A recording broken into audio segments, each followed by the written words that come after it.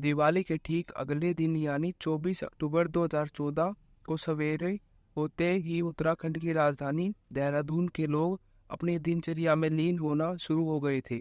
आर्थिक रूप से काफी संपन्न सरदार जय सिंह के घर भी सवेरे होते ही चहल पहल शुरू हो जाती थी। लेकिन उस दिन उनके यहाँ इस तरह खामोशी छाई थी जैसे वहाँ कोई रहता ही ना हो।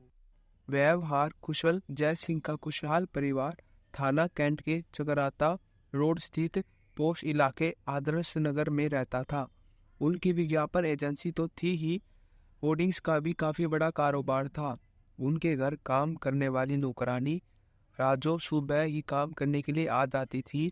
उस दिन भी 7 बजे के करीब वह काम करने के लिए आ गई थी।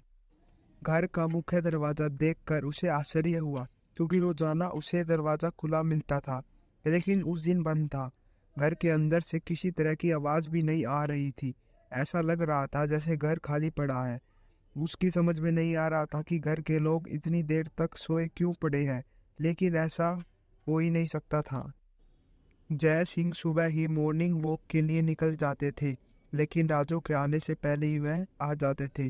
दरवाजे पर बाहर ताला नहीं लगा था, इसलिए राजू ने दरवाजे पर दस्तक दी। कोई बाहर नहीं आया तो उसने कॉल बेल बजाई। कॉल बेल बजाने के थोड़ी देर बाद जय सिंह का 21 वर्षीय युवा बेटा हरमित दरवाजे पर आया। सब ठीक तो है बापूजी, आज दरवाजा क्यों बंद है? राजू ने पूछा। उसकी बात का जवाब देने के बजाय हरमित ने कहा, आज यहाँ तुम्हारा कोई काम नहीं है। उसका यह जवाब राजू को अटपटा सा लगा, क्योंकि घर की साफ सफाई का काम वही करती थी। जब से उसने वहाँ काम शुरू किया था, एक भी दिन ऐसा नहीं बीता था जब उसने काम ना किया हो। इसलिए उसने दबी जबान से सवाल किया, क्यों? आज पानी ही नहीं आ रहा है, तुम साफ सफाई कैसे करोगी? इसलिए लौट जाओ, हरमित ने बेरुखी से कहा। राजू को हरिमत का व्यवहार कुछ बदला बदला सा लग रहा था। उसने ध्यान से देखा तो हरमित के बाएं हाथ पर रुमाल बंधा था, जिसमें खून लगा था। चूंकि वह नौकरानी थी, इसलिए उसकी ज्यादा सवाल जवाब करने की हिम्मत नहीं हुई, लिहाजा वह लौट गई।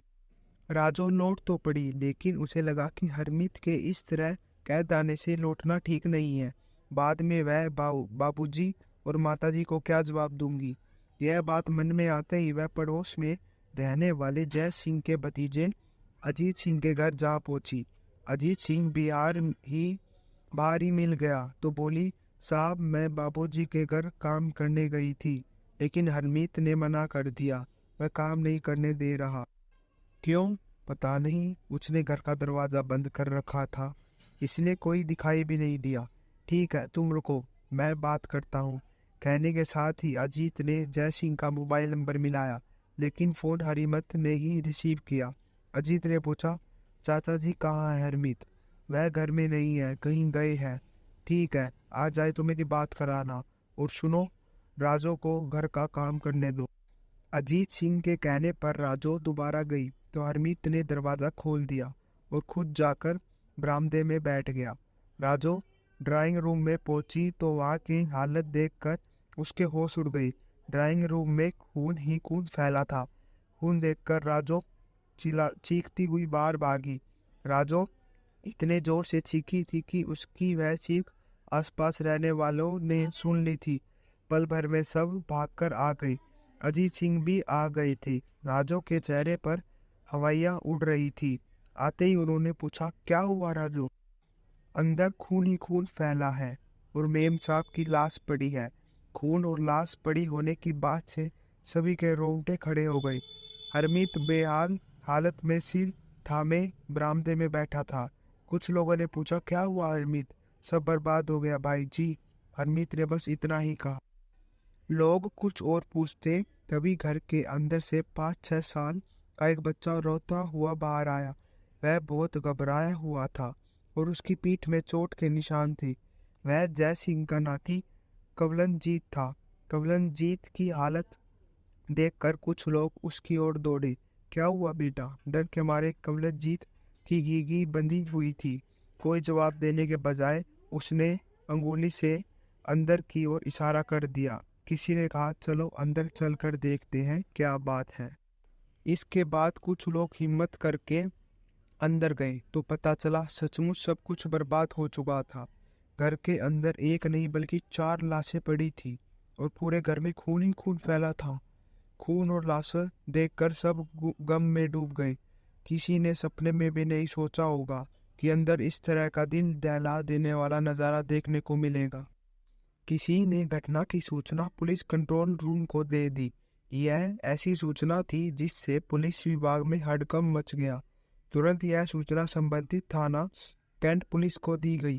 सूचना मिलते ही थाना प्रभारी V.K. जेठा पुलिस बल के साथ मौके पर पहुंच गए। घर के अंदर की स्थिति दिल दहला देने वाली थी। सरदार जय सिंह, उनकी पत्नी कुलवंत कौर, बेटी हरजीत कौर और नातिन सुखमणि की बेरहमी से हत्या कर दी गई थी। बेटे हरमीत के हाथ में चोट लगी थी और नाती कुलवंत भी घायल था। हरजीत और गर्भवती थी, जिसका समय पूरा हो चुका था।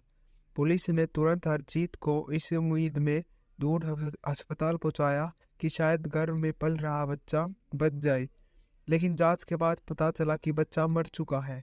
मामला काफी गंभीर था, इसलिए थाना प्रभारी ने घटना की सूचना SSP अजय रोतेला समेत अन्य वरिष्ठ अधिकारियों को दे दी थी। त्योहार के अगले दिन की सुबह इतनी भयानक होगी किसी ने कल्पना भी नहीं की थी। 4 हत्याओं की खबरों से सचमुच पुलिस महकमे में हड़कंप मच गया था।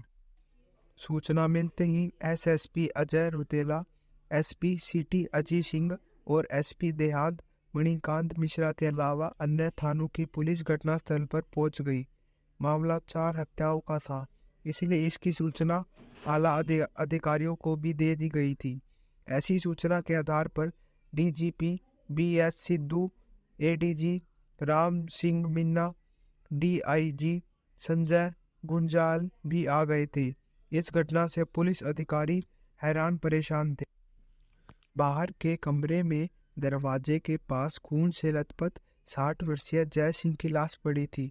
ड्राइंग रूम में उनकी पत्नी 55 वर्षीय कुलवंत कौर, 27 वर्षीय हरजीत कौर जिसे अस्पताल भेजा गया था, और 3 वर्षीय सुखमणि की लाश पड़ी थी। सभी कत्ल बेहद क्रूरता से किए गए थे। पुलिस ने लाशों का निरीक्षण किया तो सभी के पेट, छाती, गर्दन, चेहरे और हाथों पर चाकू के घाव थे। सभी लाशों से खून निकल कर फर्श पर फैला हुआ था। इस तरह क्रूरता से की गई हत्याएं देखकर पुलिस अधिकारी भी सकते में थे। फिंगरप्रिंट एक्सपर्ट की टीम बुलवा ली गई थी।